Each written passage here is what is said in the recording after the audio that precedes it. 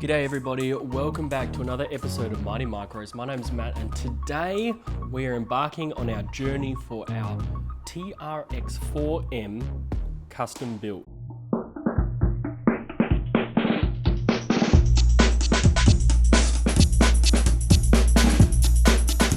Now this is a project that I thought up while I was lurking online, and I wanted to build a TRX4M out of aftermarket parts for as little cost as possible. So this is our budget build. So today we're going to put all these parts together. They've just arrived and I want to take you through the whole process. Now I have links for everything down in the description below if you want to build along with me, but I did try to make this as cheap as possible. So these are no-name parts.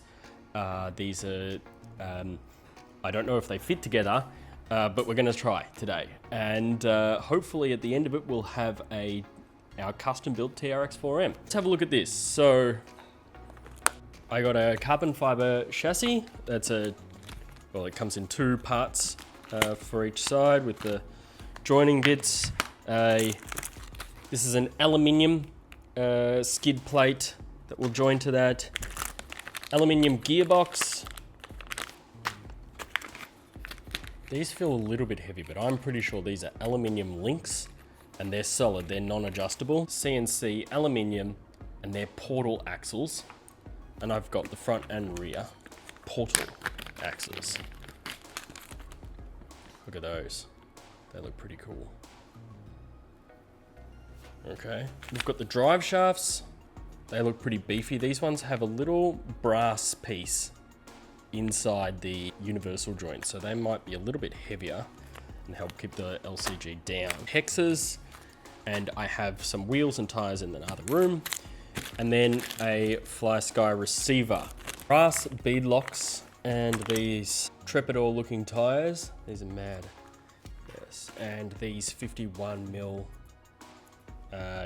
shocks, and they've got some shock fluid in there as well, some oil. So let's get started. So the first step would be to get this chassis in order.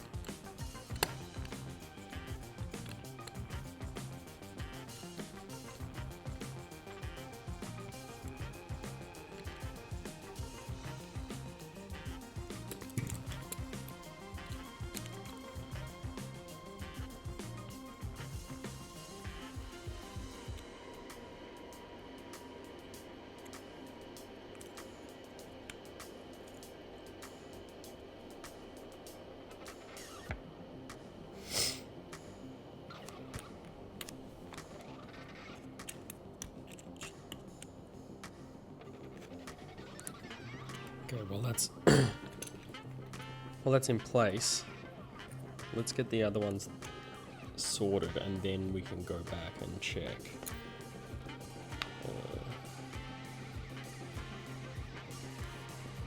On there, where we would like the other.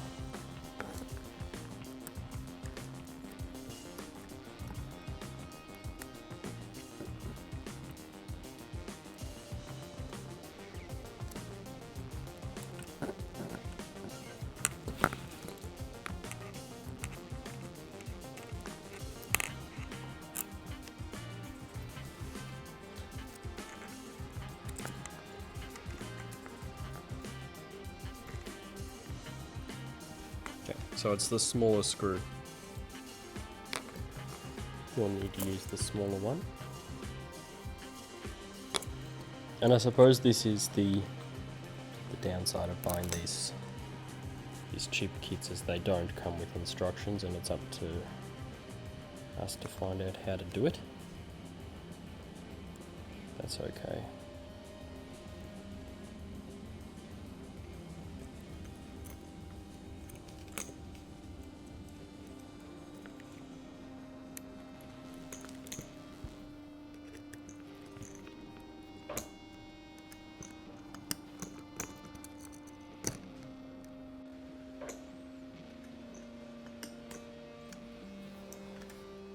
I should have put that on the inside. That part goes on the inside. I fixed it up later, so just make sure of that.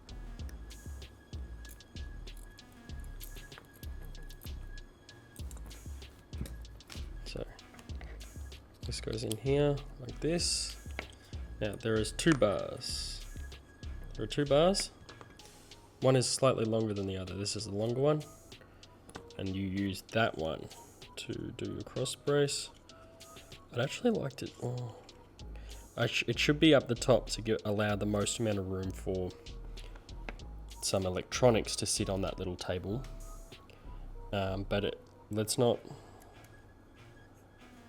I'm just going to put it here for now.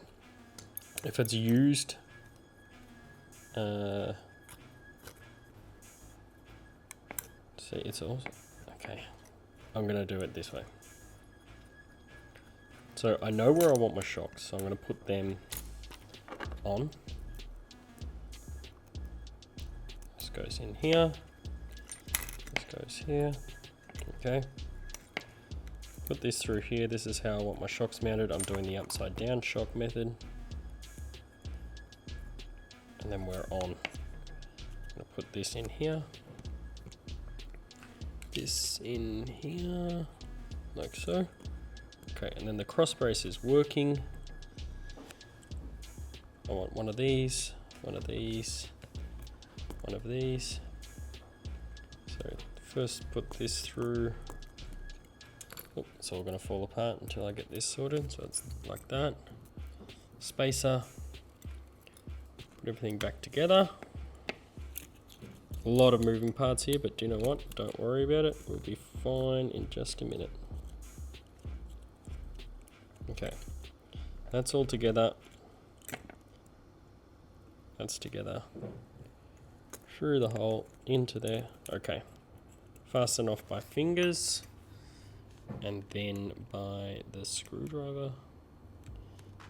Okay, it's all fastened. Okay, so now we've got the front done. I'm going to go back around to the back. I'm going to finish off doing this, so it's the shorter of the two little ones that they give you, the 2 smaller. I think they're M1, are they M1s, I think. Now don't forget, even though this seems a bit flimsy, once we do our... Okay, now we are at the point where we can install our skid plate with the transmission already installed. If you are having trouble getting this installed, there is a screw. I'll insert a tutorial right. Okay, so what was I talking about there? If you're having trouble getting this to sit in this skid plate, what you can do is just remove this screw. So there's 1, 2, 3, 4. And by removing this one, it will slot in perfectly like that. So yeah, that's what I'm talking about there. I was having a lot of trouble getting this to fit in until I took that screw out, and it will be fine. I'm not afraid of it opening up because it is fastened here and here. There's no way it can crack open. So once you've done that, it is time to install this skid plate. So if you have bought the same one as me, and it's got these little arrows, they actually face the rear of the truck. Now if you've got the same chassis as me, the rear of the truck is the part with the tray. So that will go in like this, okay, and the engine facing the front of the car, okay, and so now we have to isolate which links are for the rear and which are for the front. The long ones are for the rear, and they go like this. This is the top link, and this is the bottom link. You can tell the bottom link because it's got this kink right here, and that allows for more clearance. And the top link, it's not necessary, it's way up out of the way. So, to get this fastened though, we'll need to install the top links because the screw that holds the chassis to the skid plate also holds the link on. So let's go ahead and start that process now. A bit finicky for the first couple. Get the screw through. Okay, so we've gone through those two. And then put the link in like so.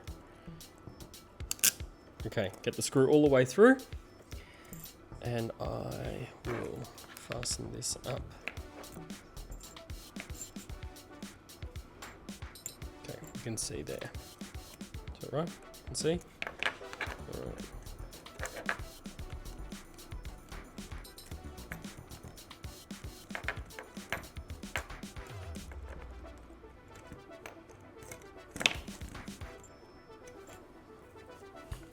Okay, the other long one.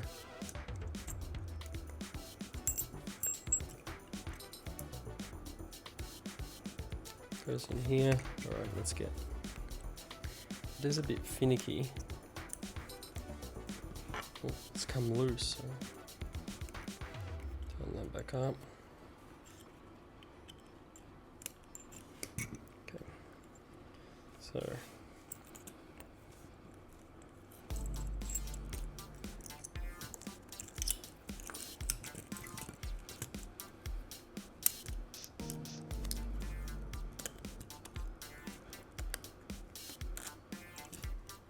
Definitely is something to get used to on small scale crawlers, you know, 18 scale and smaller they are so small that sometimes it's difficult to get your fingers in there and screws started and whatnot, but it is what it is. Okay, so that is the rear done. It will look like this. Let's do the front so the whole thing is secure, and then we can do the bottom links. I'm going to start with this one. So through the chassis, through the first part of the skid, through the link, and all the way on.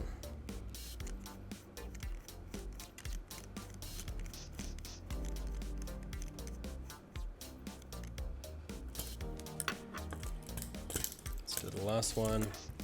So we're all set.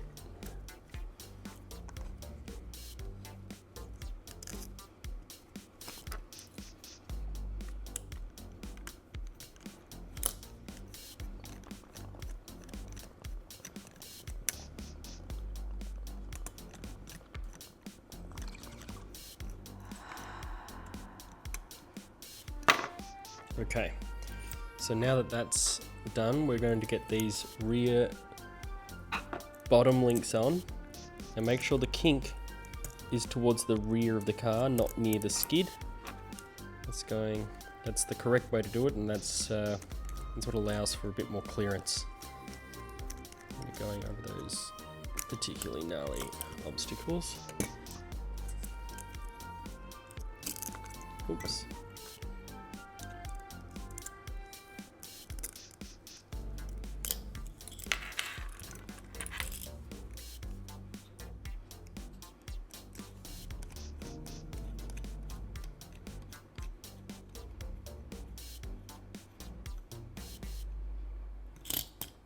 Okay, got those ones on.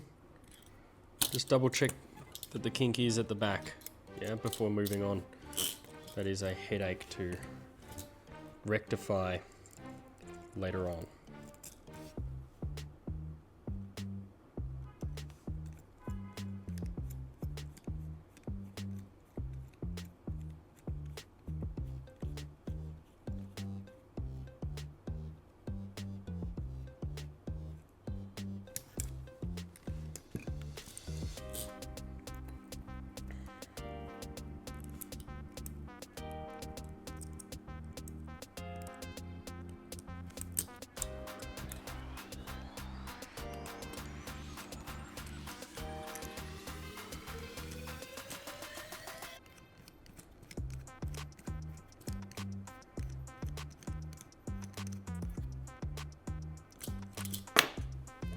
Okay, so they are all set up,